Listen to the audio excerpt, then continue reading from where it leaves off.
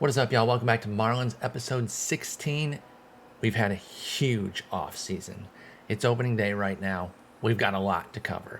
Let's start with the awards. We did see that the Astros won the World Series after our heartbreaking playoff loss. Now let's see who won the awards. We've got order left to right. MVP, Pedro Martinez. Rookie of the Year, Mariano Rivera. This is for the American League, Bo Bichette with a big 7.5 win season. Adam Hill, both Cy Young winners, because obviously I've already looked at these. Who are they? Like, they are talent change gods. Because Adam Hill, man, I don't really know anything about this guy.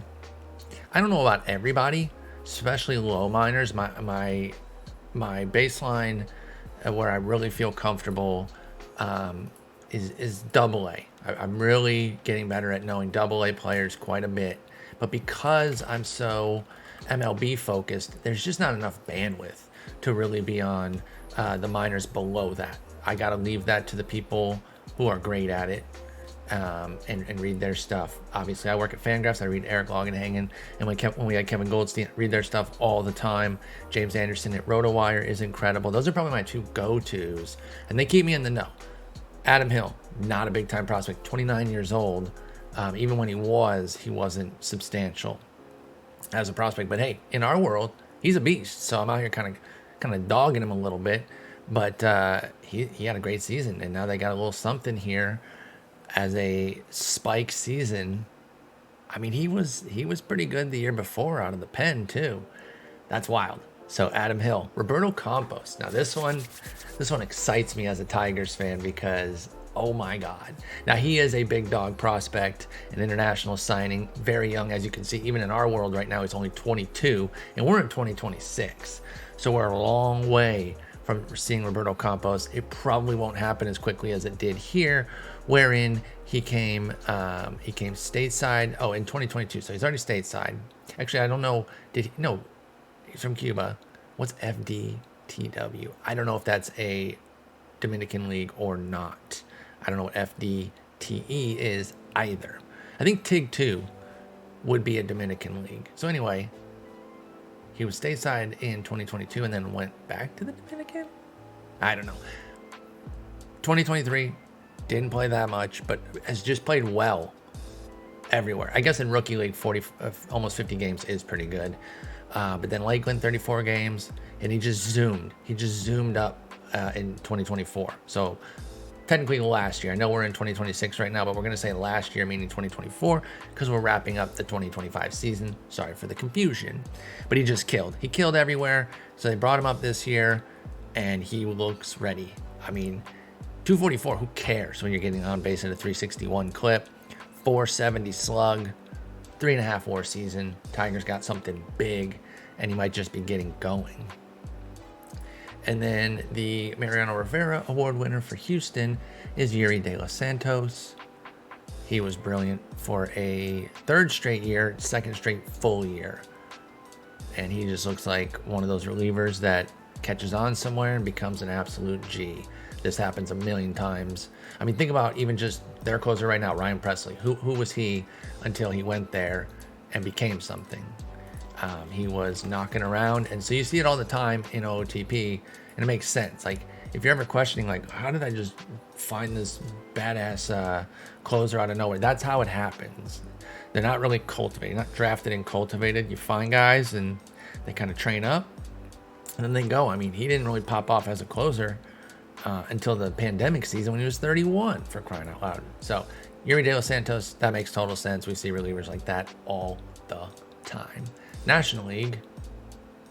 Click awards again. National League. Fernando Tatis won his second MVP. He's just bananas. I mean, come on. You saw what he did to us in the playoffs. Hudson Luce, again. Who? Don't know. Did not actually look him up. I've never heard the name. I can't even find him, I don't think. Hudson Luce. No. So who is he? 24. Okay, he was 2022 pick. So he is a real player, but he hasn't even been drafted yet. My man's at Temple right now.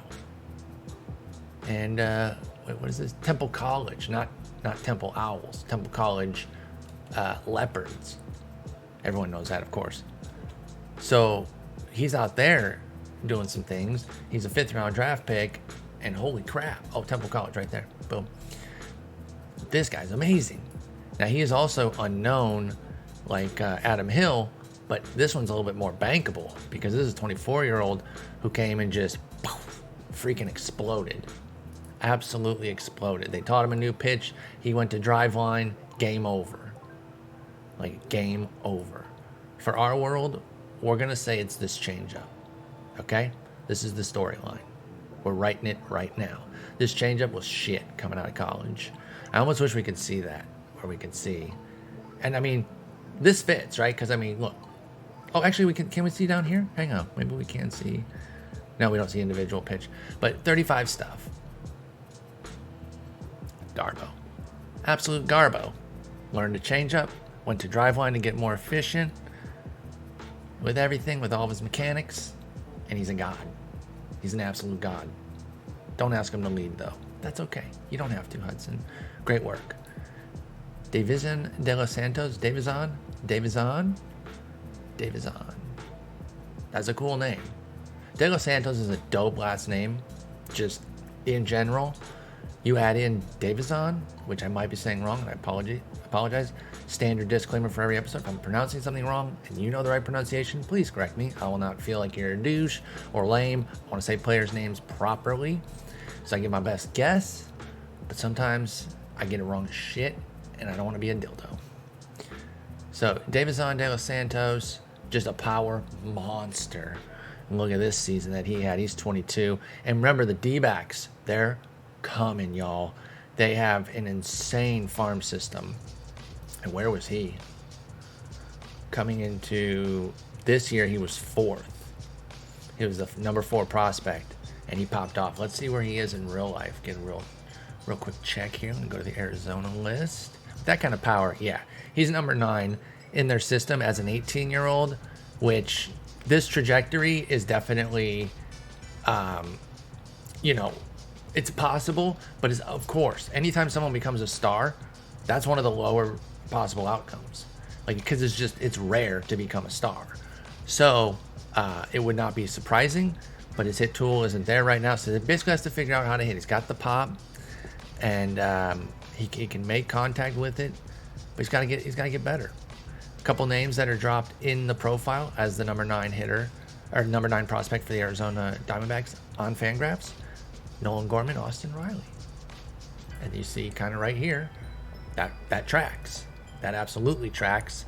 That's the level he's actually moved a little bit more over to first, so maybe not the defense of those two. Gorman, neither of which are elite defenders. I don't know that Riley, I don't think he's elite. I think he's like okay, but he can play third. He can hold third, and Gorman could have held third if it wasn't for Arenado, but he's now playing second. So De Los Santos down the defensive spectrum, but if his bat can be like theirs, which so far, yes, Arizona's going to love that all day. Moving on. Gold Gloves. Patino got his 2nd in a row. Murphy on a 5-year win streak. Spencer Torkelson, baby, flash that leather. Let's go. Oh, if he develops like this, I'm in heaven. In this world, he didn't even play in the majors in 2022. By the way, I am not worried about him in a real life capacity, really in the slightest. This is pretty standard issue. Early struggles,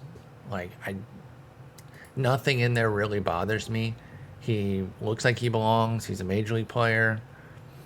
I don't know. It's not going well. Obviously, I'm not going to pretend that these are good numbers, but nothing that you see, especially if you watch him consistently, and I watch all the Tigers games. I got the Tigers game on right now. It's 1-1. Nothing's there to be like, oh, Torque doesn't have it. He looks the part completely. He's just not quite there yet. He's learning. And they figure, learn on the job instead of being AAA. And turns out we suck too. So if we had been doing a whole bunch and he was kind of dragging things down, I could see maybe a send down. But with everything going as horribly as it is, let him learn at the bigs. Noelvi Marte gets it at second, pardon me. Chapman just steamrolling again, 5 straight after Kiner left and broke it up in 20. Nicky Lopez got 2 in a row and his 3rd and 4th. Where did he get the other 2? Oh, at second base, duh. And then Kelnick's got 2 in a row. Michael A. Taylor's got 5 in a row, excuse me. Kepdog got 1. Michael A. Taylor just earning his keep, man. But boy, is that a bad bat to keep in the lineup. That is tough. Like, I don't know. Is it worth it? I mean, the bottom line is, at the end of the season, you kind of look at it like the run, you know, the WAR, the value, the overall value is the value. But the split, man, like, is there a more detrimental impact to him being an automatic out damn near 472 times? Obviously not every single time, but like very bad. Does it cancel out the defense? I know he still had 1.64. We'll round it up to 2. Will be nice. So that value is there, but does the distribution of the value matter? And can that be factored? Can it be factored like what's his win probability added? Yeah, -3. That's terrible. I wonder how well that, or how bad that is for the year. Tell me I can get last year's stats right.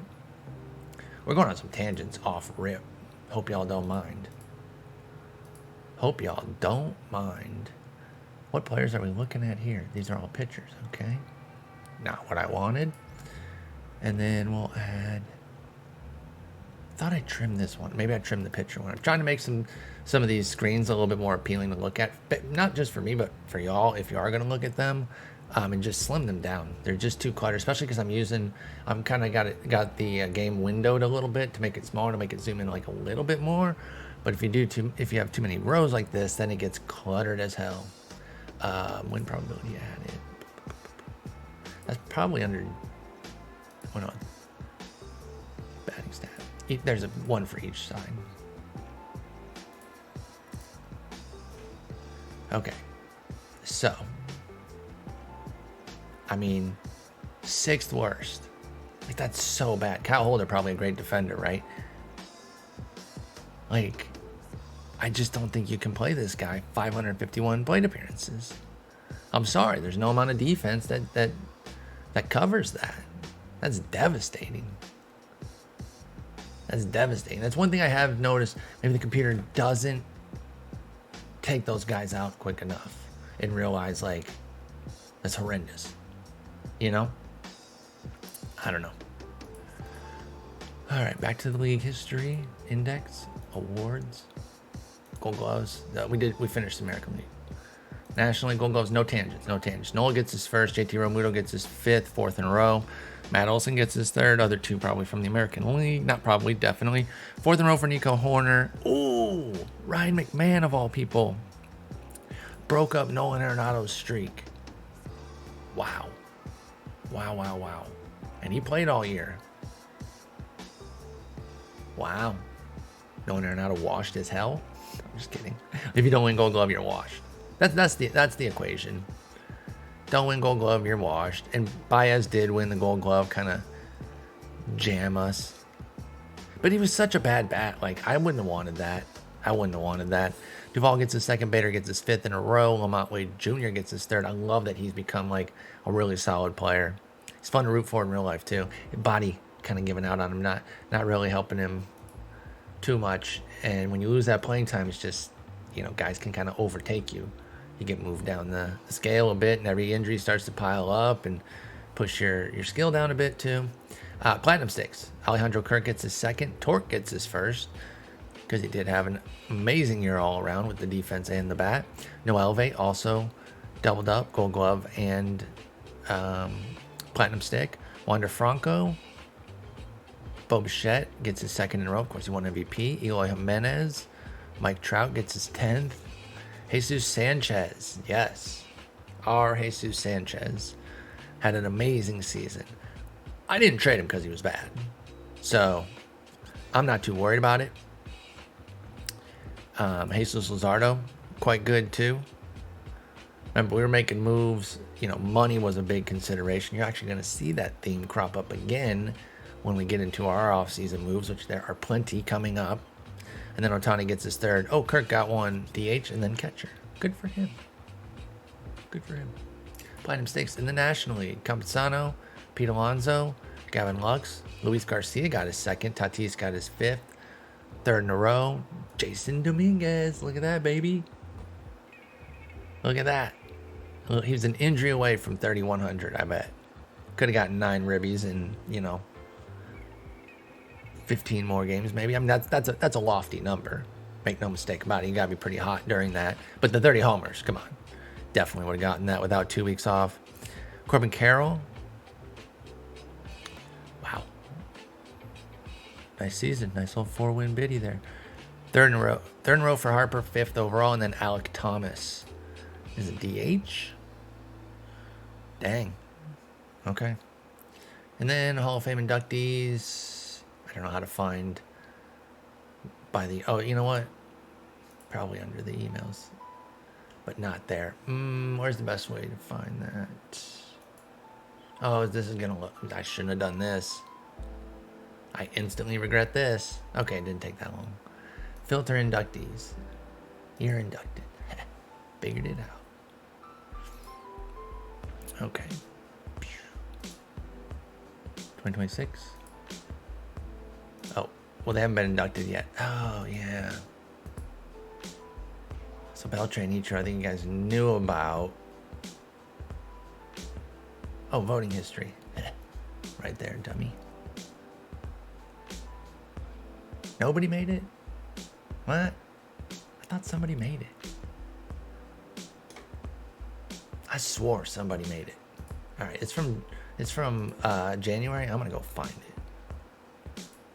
I'm wrong. Damn it. I mean, it's clear right here that I'm wrong. It's clear as day, but because I'm stupid, I had to double check in the spot that I had originally seen it, and I probably read those orange drops as a signifier of someone making it. But then for that to check out, like in my mind, that means that like 50 guys would have made it, because all the guys who get knocked off do. So it doesn't track. Basically I'm an idiot. Okay, now let's get into our off season, because like I said, 'twas robust. So let's go major transaction log. Let's get out of here, go here, and let's just let you know that shit was popping off quickly. We got Keibert Ruiz. Keibert. Let me look it up. I always mix this one. Kai and Key. They only put Ruiz on there. I know how to say Ruiz. I forget. Keibert. I'm going Keibert. Anyway, we got Keibert Ruiz, and he's coming off a little bit of a down season, but I thought it was a good time to buy. I will say, a lot of the guys that I bought in October have since come down. I guess that makes sense. When you buy it in an off season, you're almost kind of buying high. There's going to be some regression, I guess. Maybe not. I don't know. But he's a 65. He's down to a 60. So he lost a little bit. Still pretty happy. I mean, I'm really happy getting him. And basically what we did was Sandy Alcantara and Jonah Heim. Now, again, we moved a good player yet again, but look at the price tag. And that's really the deal, is just that I didn't know where our money was going to be. So I had to make a lot of moves. Guys that are gone: Sandy, Akil Baddoo, Garrett Whitlock, Michael King. Those are the 4 that I was focused on. And so that's kind of where my head was at with everything, was to make those moves. Akil Baddoo was pretty good. He wasn't super expensive, and now you're going to find out that the guy we got is actually more expensive, but he's better. Because in addition to moving him, because I thought he was too expensive for what he does, basically. Even though he's coming off a 4-win season, I feel like that's a spike season, not really where he's necessarily going to live, especially with 45-45. So it's kind of a sell high moment as well. And so I got Oscar Colas. And what's a big issue we continually have? Power. When this was offered, when Colas was part of the Baddoo, I think I did a Baddoo Whitlock shop, and he came up, and then they liked Tovar. I think incorrectly believed that Whitlock's value would be higher than Tovar's. So I might have given them something better. I felt like I'm like, oh, I've got Whitlock. But it's a reliever. I'm an idiot for that. But let's focus on Colas, who has been a power monster. I am so excited for him. We've never had this. We've never had a true bopper. Now we traded JJ Bleday, who has become pretty bopperific. 25 homers. I actually thought he had a 30 homer season somewhere. So I'm misremembering things everywhere. And that deal actually is going to end up looking pretty bad because Sears, spoiler alert, my man regressed. And he's coming off rotator cuff. Like, I totally get it. That makes sense. But that's why it was so devastating when he got hurt at the beginning of last year.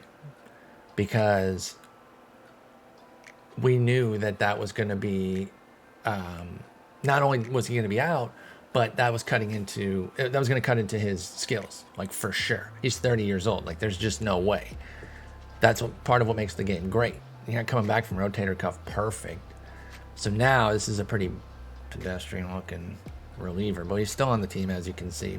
But Oscar Colas, the star of the show, the biggest acquisition of the offseason for us. Again, I couldn't be more excited. He and Kyle Tucker, I mean, what a combo that's going to be. So then we also made a move that I found kind of interesting because we'd gotten Ruiz, and I felt we had another backup. We traded Heim, but I thought we had another good backup. I wanted to see what Patrick Bailey was worth out there in the market. And this deal cropped up, wherein we got Chris Rodriguez. Now, he's already lost a little juice, too, since we got him. This is what he was. He was scouted on 8/11. We traded for him in October, so he was still going off of this. He's basically, actually, I don't even know why he's down 60, 70, 50. Why did he go down 5? Stamina? Oh, control. Potential control drops, but then he got it back. Did he already get it back? Okay, sorry. I'm confused because I was ready to tell you guys how he went down, but he's not. He's actually fine? Question mark? I don't know. I'm confused. I think his control went down to 45 originally, and now it's back. So good. But that's who we got. I thought he could be a stopper, and I thought he was a lot cheaper than Michael King or Garrett Whitlock, which is why I wanted to move them. We're the kind of team that, like, we're not trying to pay a ton for relievers because that's not the best spot for our money, our limited money. So we gave him Patrick Bailey. That's at least a major league backup catcher, if not potentially more.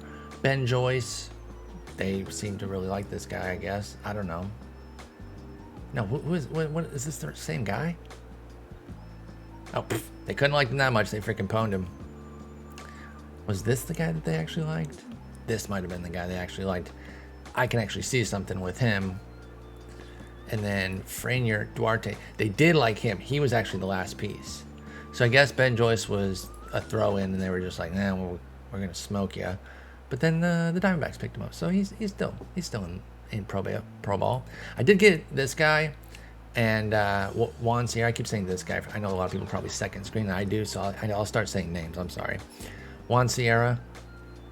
Just throwing. I just want to get a little something that we can maybe do something with, and whatever. I got that tacked on, and I think it ended up costing Duarte. I guess I was fine with that. I probably shouldn't have been, though.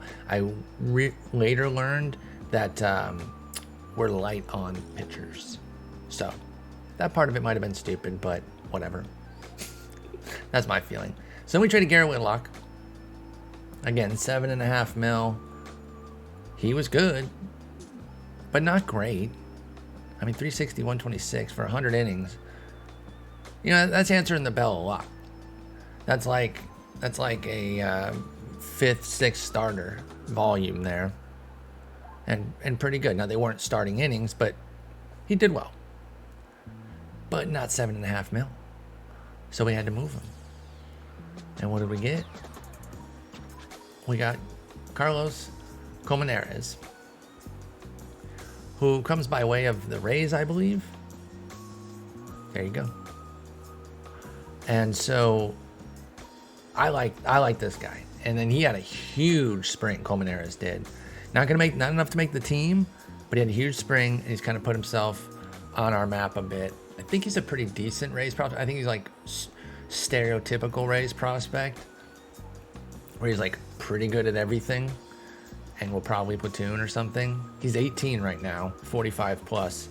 So there's upside there. He checks in, Colmenares does, as their 10th prospect. A sweet swinging lefty hitting shortstop with a good frame, Colmenares was among the best players of the 2020 international amateur class for quite a while, at times claiming the top spot. So there's something here, and he's 22 right now. Put him at AAA. I think we could have something to, be like a major league utility fielder.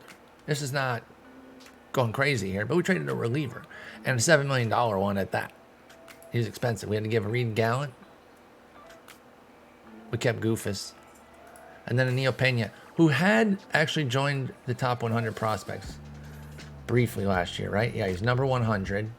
So it's not nothing there.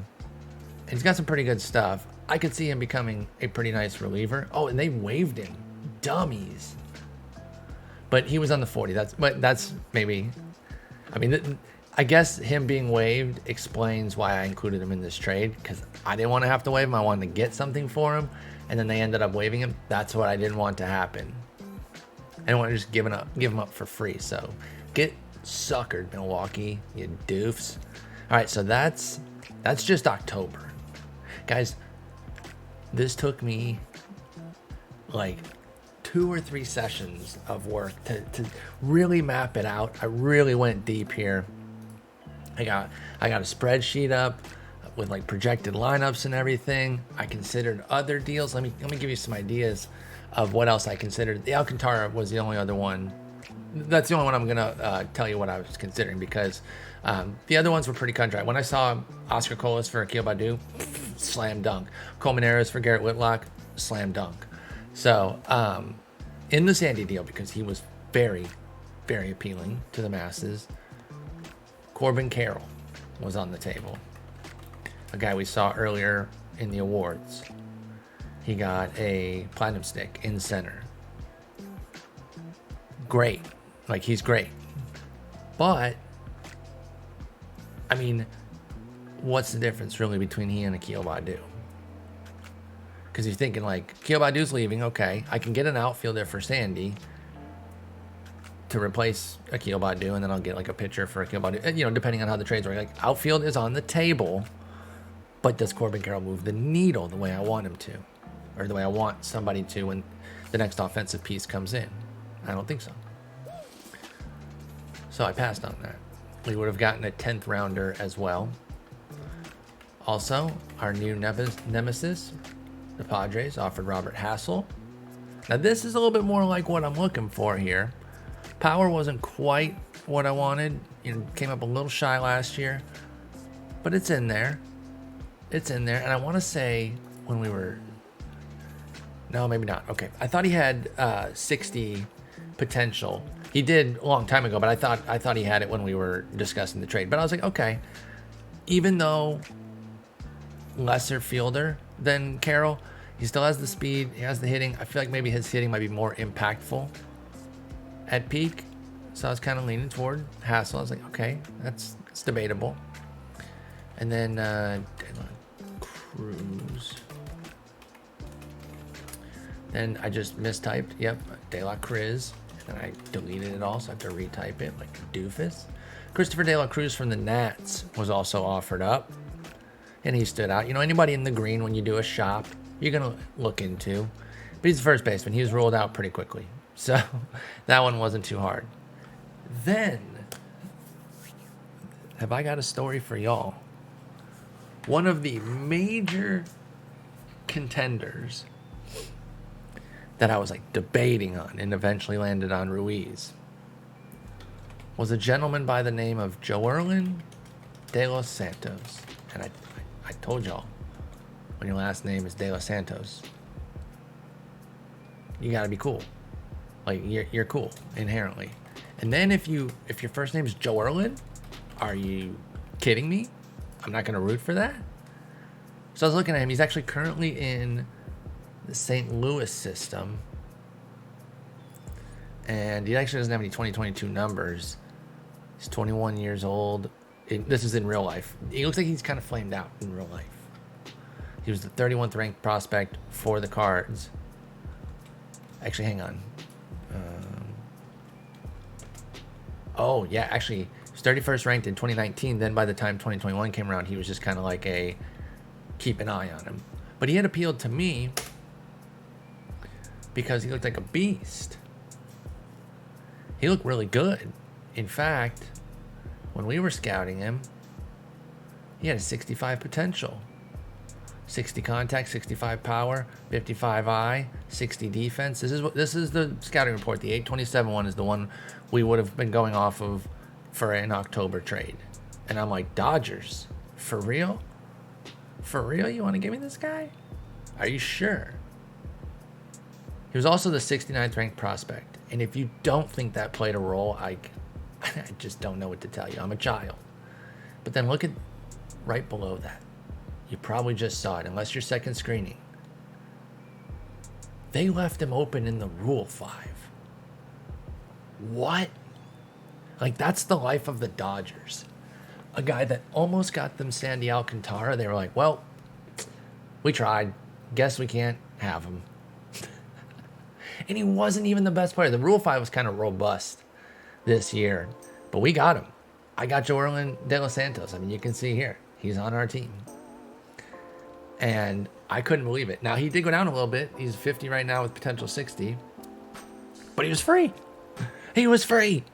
So this was an interesting turn of events, too, because I'd gone through and I'd actually made another deal to get Matt Vierling. And so I gave them Michael King and Yoendris Gomez.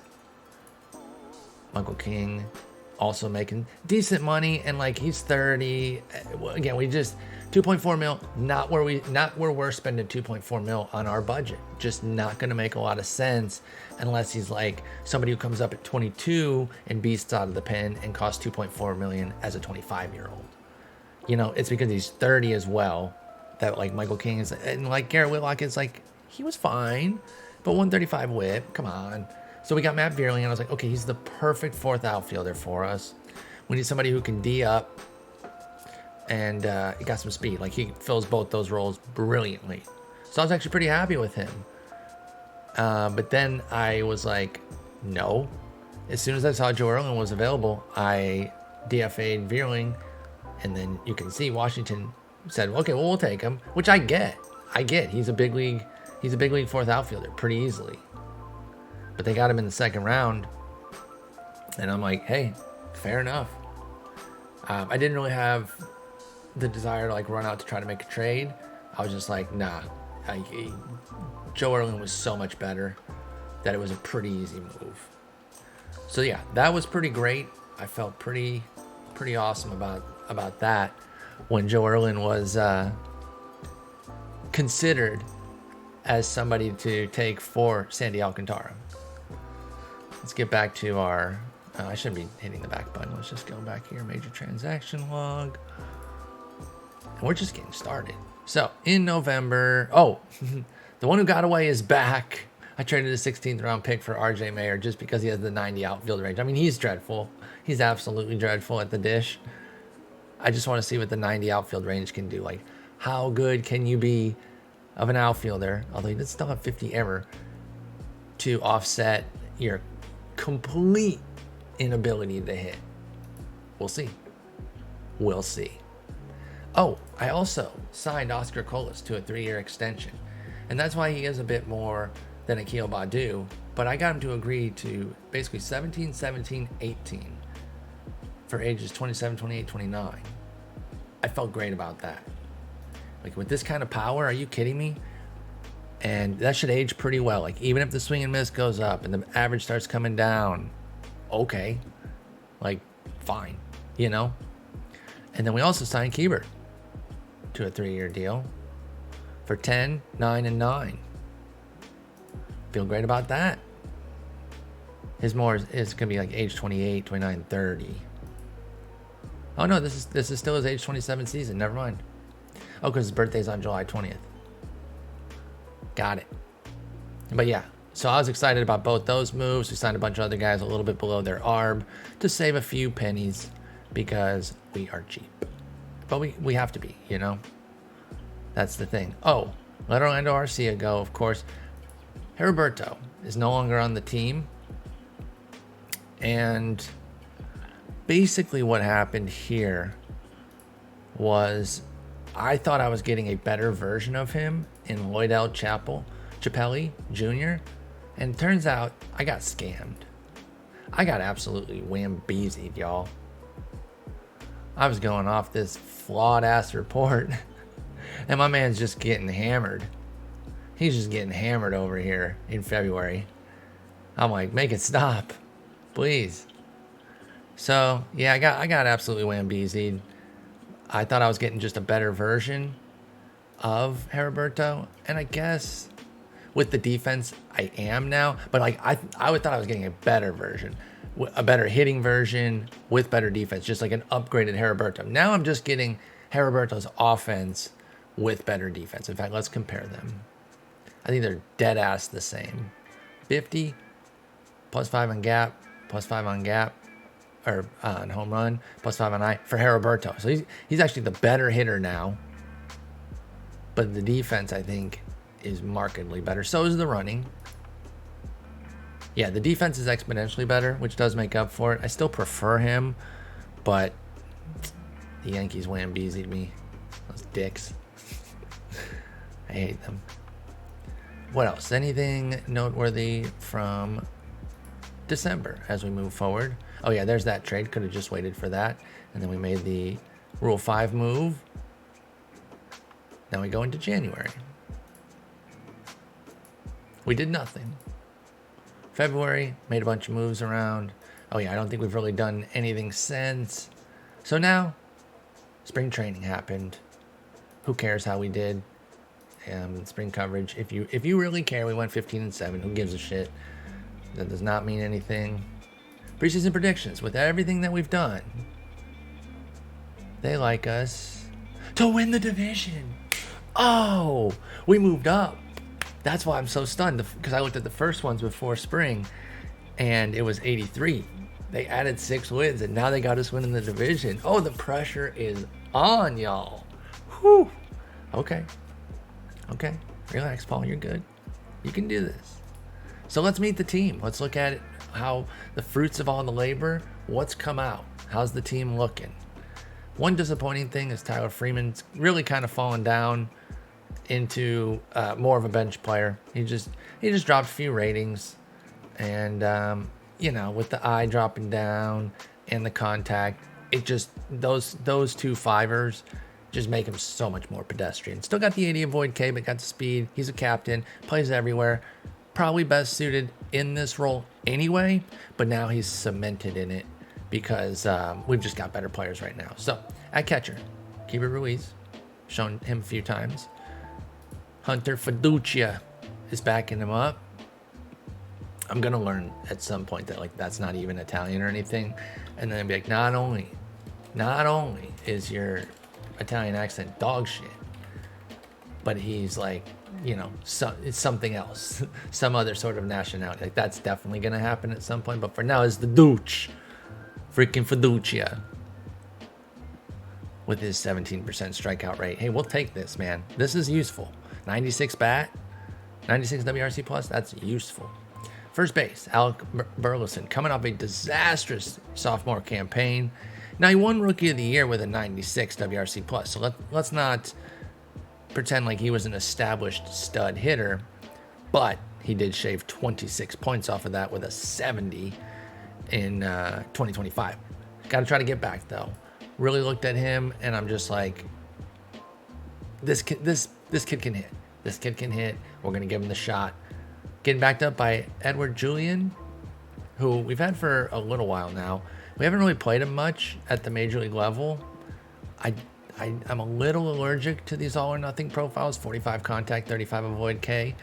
But for now, he got the opportunity over Edwin Diaz, because he's getting up there in terms of like turning him into something, or else he's just going to kind of trickle. 26 is kind of like that shit or get off the pot moment.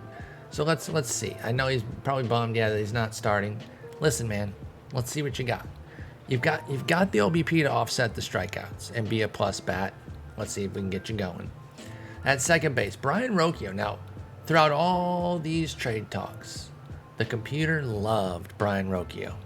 And as I looked at him over the offseason, I first became clear to me. I was like, I'm not trading him.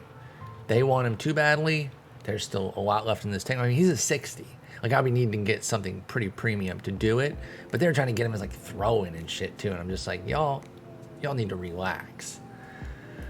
And so, wait, you got him at a 60 right now. Let's go. He's moved up. But he was a 60 potential, I thought. No, I guess he was 50 potential all winter. Well, whatever. I knew that I wasn't going to be trading him because they put him in everything. Every make this work now. Rocchio. And I'm just like, computer knows. And this is a good player. And basically, he kind of surpassed Tyler Freeman.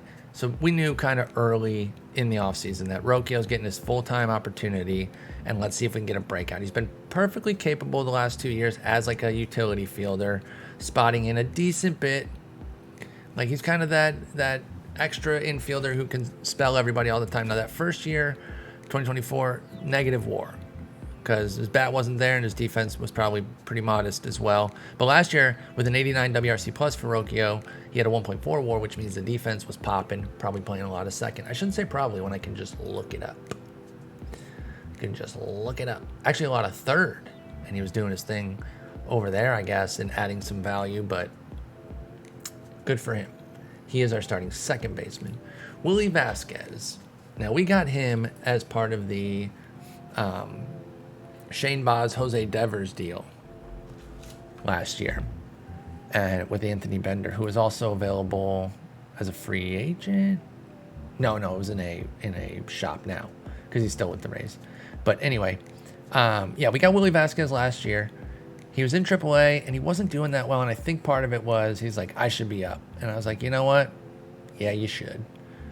Let's give you a shot. He didn't do too much last year, but this is a good profile, and we got to see where it's at. He's 24 years old. I think it's an opportunity for him to pop off, and we've got 2 top 75 prospects, both in our starting lineup. So we've started to get some prospects of note.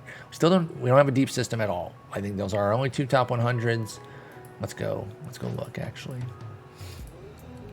Unless rankings have changed. But we got Vasos at 108, Colmenares at 124, Dickerson at 132. So we're starting to get some stuff. I'm keyed in on Khalil Watson this year, too. He was another one who continued to pop up. Now, I know he wants to be in the majors, but it's not there yet. Got to see a little bit more in the minors.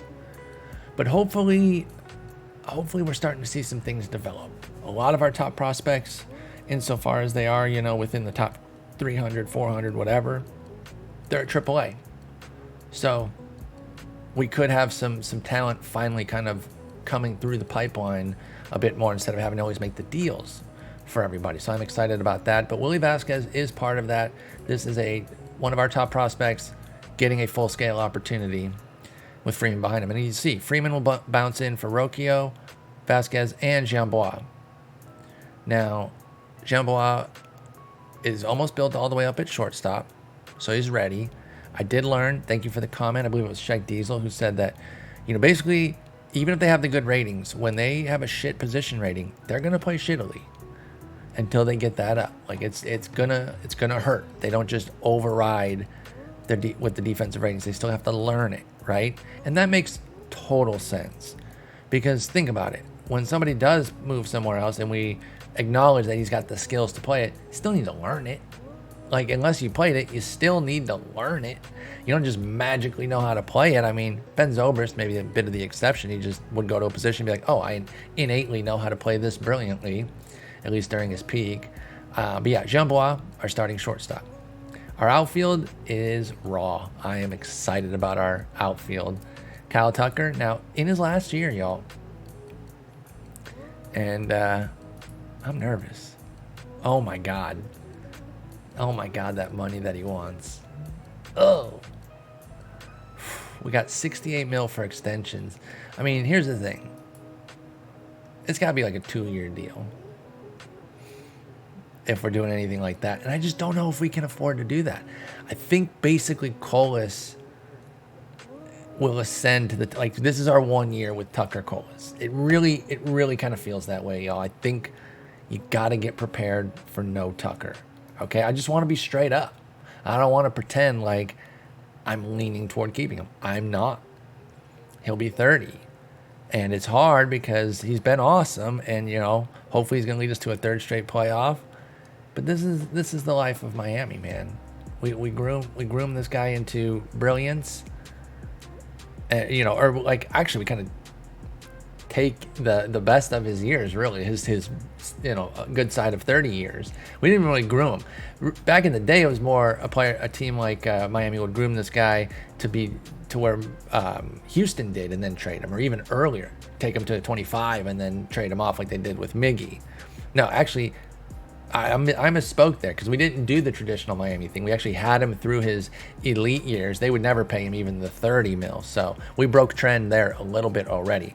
But we can't do $45 million deal for a 30-year-old. We just can't. We just can't. So anyway, keep those Tucker jerseys, though. A guy like this, like, I never, in today's sports landscape, where guys don't really stay forever, that's okay. I'm fine. Give me a good 4 or 5 years. I'm cool with that. Like, I don't really get mad at players for leaving in general. I would really, the circumstances are always going to depend. But like a situation like this, if I was a Miami fan and we had Tucker and I had his jersey, I would gladly just be like, okay, go on, King, go do your thing. We got some of the best years ever out of you, and I'll cherish my Kyle Tucker jersey. You know, basically that's how it was with Curtis Granderson, who is my all-time favorite player, with the Tigers. Like, maybe I wish he would have stuck around for a few more of those really good years when the power was just exploding, although maybe it wouldn't have exploded in Comerica. In fact, it certainly wouldn't have. No shot. It would have exploded the way it did, and he started to take advantage of being a Yankee, which I loved, and I hate the Yankees, but I have a Curtis Granderson Yankees jersey, and I'll wear it proudly. So my hate for the Yankees is definitely subsided just due to him. But anyway, unnecessary tangent. Kyle Tucker, swan song for us, almost certainly. Manuel Margot, defense, speed, enough hitting. He had a 105 last year. That was a spike, actually. I'm expecting closer to 90, but that's okay. With the defense and speed, he can still be very good for us. He'll lead off for now, but that could change. That could absolutely change. I could see Rocchio being moved up into that leadoff spot down the line, and maybe even Joan Bois, because he just does not strike out. So we'll see. But for now, I'll let Margot lead off. I mean, I'm looking at it now, and I'm like, maybe I shouldn't. I mean, Kiebert would probably be a better leadoff guy. He's just not going to strike out. It's unconventional, but I mean, I'm definitely going to put Rocchio there right now. We do have 3 righties at the back end, but that's fine. I'm not too worried about that. Yeah, we'll do that. Against lefties, what is this? Oh, you know what? I manually did the one. Well, spoiler alert, we're not playing opening day right now. Well, we might play opening day, but we're not playing a ton of games right now because we're already at the 48-minute mark. This is mostly an off-season review. But then Jason Dominguez is going to play in right. He's rounding into form. He's 23 years old. 29 homer season, silver slug, or platinum stick, excuse me. He's ready to have another huge season. And then Colas at DH. Now, range versus arm, basically. 50 range, 65 arm for Colas. 65 range, 55 arm for Dominguez. I say Dominguez. If you guys think I'm way off on that, let me know. I'll sacrifice the arm. I'd rather you get to everything than have to use your arm to catch up and try to throw them out at third, or else they get a triple. You know, that's basically, or even like a double, you know, that's basically the deal there. So I'd have to have a pretty strong case for me to change it. But Dominguez, I think, is the right play there. And then De Los Santos backing up all the outfield and actually getting in for Margot and Dominguez consistently. Margot, a good bit. Dominguez, less so. But, you know, oh, wait, that's supposed to be reversed. My bad. Once a week for Dominguez, because he's also, he isn't. No, he's fragile. Okay, I was looking at normal right here. That's team record. Yeah, he is fragile. So I don't mind kind of giving up some of that time. And that would be another case. That'd be a case to maybe also do this. Let's do this here. Put him here every fourth. And then Colas can every once in a while play the outfield. Maybe we'll do every sixth.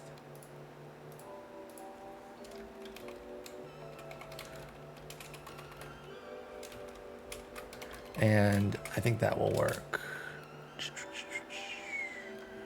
Switch that. Yeah. So, okay, that works. I was going to say, I don't want Dominguez missing 2 games in a row, but he plays DH once they switch positions for one. Perfect. Then the pitching. We've got Trevor Rogers, who put up an excellent season. 5-win season. He got Cy Young consideration. Our ace. He's back down here 2 years ago, but he's back. Then we got Sixto Sanchez, who had a nice year. Solid year. 31 starts, did his thing. Asa Lacy, another quality year. Just, no one outside of Rogers. The rest were just kind of like really solid guys. Like just good often. Every once in a while they blow up, but for the most part, really good. Like that's how you get a high 3 ERA. Is like you're good like 4 out of 5 times. The 5th can be a real dud. And kind of skew the number a bit, but you're so consistently good, very, very worth it. And then Mick Abel is our 5th, and he pitched really well, and he might actually move up kind of as the season goes. We'll see. He's got the 45 stamina though, and I'm kind of surprised they put 100 pitch limits on Rogers and Sixto, but nothing on Abel. So I'm gonna go ahead and do that. And I'm going to keep him more in like the 92 range.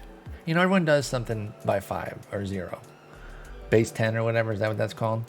But no, fuck that. 92, what's up? The bullpen is down some strength right now. We did have some spring training issues that I decided to take precaution with. And as you can see, they're healthy already. So we'll be without them for a little bit. I thought it was the safe way to go. One was a sore elbow. What was the other one? Sore elbow for Nardi. And then a sprained ankle. Substantial effect. One week. So I took it very cautiously. No regrets. Absolutely no regrets for that. And so we are going with a little bit of a different bullpen where Geraldo got in, and I'm trying to think. There really isn't an extra. It was going to have to be a pretty difficult decision because I always planned to let Yuri make the team this year. We're going to take a shot with Yuri and see if being in the majors can kind of get him going a bit and just lean on the stuff and see what's up. I know extreme fly ball and a 45 movement, but our park should help. Same, our outfield defense is pretty rangy. Let's see, because he's miserable in the minors. He's got upside. I know he's probably still wants to be starting here. Deal with it. But I can't send Bolin down. And then I'm not going to send Rodriguez or Sears. So Geraldo for one of them. And then I don't know for the other. We're going to have to cross that bridge when we get there. I didn't realize that putting them on the IL actually saved me a little bit of a headache.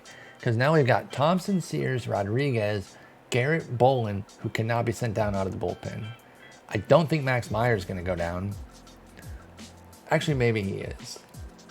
He was in a hybrid role last year. He didn't do that well. Now, he's got really good stuff, too, and I think relief would really suit him. God, it might have to be Yuri. Fuck. I'm trying to make Yuri into a thing, but it might have to be Yuri. Is that 2 of our lefties, too, by the way, or just 1? I know Nardi is, right? Yeah, they're both left. So those are key lefties, too. So hopefully we don't run into anything crazy left-handed in the first week. We do play Arizona. And they still have the number 1 overall guy in Johan Benitez, who played last year, by the way. So, and he was amazing. Oh my God, he's fragile, but that's like the only bad thing about him. Holy crap, dude. Demetrio Contreras is a long way away, but he's the number 8 prospect, and they have the number 12. He's also far away, but don't forget, they have the Rookie of the Year. They're nuts, dude. They're 3-4. Like, are you kidding with Carroll and Thomas? And they got Rafael Devers? What? He's not, like, amazing anymore right now. I say anymore, but... I mean, I guess it's been a while. We're at 2026. So, I mean, that can... This trajectory, you know... I always, honestly... You just want the story to make sense, right? Like... There are outliers, and that's why I do kind of appreciate everything in this game. That even sometimes, you know, if it's like a crazy outlier where it's like, you know, the Adam Hill one is kind of a crazy outlier, but the pathing of it can make sense. And same with Devers. Like, he's a brilliant hitter right now in real life, and he's pretty good in our world too. But he kind of hit a little bit of a low, and the strikeouts have caught up to him a little bit, you know? Like, it all makes sense. But then they got Jordan Lawler, remember, early pick from a couple years ago in real life. He's ready to go. I mean, this team is insane. And they're only projected to be, what? They have no pitching? Michael Kopech is the ace, and he's a G. He's absolutely a G. Unhittable. Coming from the Dodgers, okay. Wait, what is this trajectory? Was he a free agent for them? Okay, he's a free agent. But how do you get to the Dodgers? For Zach McKinstry, a favorite of mine, big time. Always love him. I've seen him become like a 70, and it's awesome. He's like, at the very least, if you get Zach McKinstry, you got like a utility infielder. And then Jacob Amaya, who I've also seen become really good. He's kind of okay here. So Kopech's the ace. Senzatella. Okay, I'm starting to see very quickly why. There may be a little lopsided. Nestor Cortez, outspoken, out there just anti-vaxxing away. Like, Nestor, stop, dude. What? And then Blake Walton. Okay, here's the thing. Their 4-5 are, you know, perfectly acceptable 4-5s. But their whole rotation outside of Kopech is 4-5s. That's the problem. Mitchell Stumpo's their closer. He's pretty good. Slade Ciccone, he's whatever. Corbin Martin's not bad. Like, their bullpen is like a standard issue fair. Like, they could spike some good seasons and be totally fine. But that rotation is a problem. But damn, 500 with this offense, that's wild. Do they give runs scored, runs allowed? Of course they do. That's how they generate these, right? 797 runs scored, 748 allowed. Second most, just barely behind the Dodgers, who of course are awesome. And second most in the National League. And in baseball, no. 2 other teams here, the Red Sox and the Jays. So, but top 4 in all baseball. And they're 500 because they don't know how to pitch. Yikes. We did get Tucker among the top 10 hitters. And T-Raj, excellent. So we got one of each. Cool. All right. So I know not everyone makes it to the end of the video anyway. So I don't want to also have a bunch of gameplay on the end there for people that aren't necessarily seeing. I appreciate the diehards who stick around till the end, though. Next up, excuse me. We will get into the season. We've got Arizona and Oakland. We're on a West Coast trip off rip. Then we come home against the Mets, Pirates. Washington and at Philly, little eastern trip up the seaboard, and then home for Seattle, and then Colorado as well. Then back out west where we go to San Francisco, make our way back home, stop in Colorado, and then I bet we're home. Yeah. So that's what it looks like. I'm very excited about this team. So is the prediction model. They're gassing us, and it's the pitching. You know, the pitching still carries us, but our offense is better. Can I find out how many runs we scored last year? Is that possible? I would love to know that. Surely I can find that somewhere, I bet. but I don't know where, and I need to end the video. So I'll go ahead and end it here. Opening day 2026 and beyond will be in the next episode. Thank you all so much for watching Marlins franchise. I've been having an absolute blast with it. We got tons more coming. Talk to y'all later. Peace.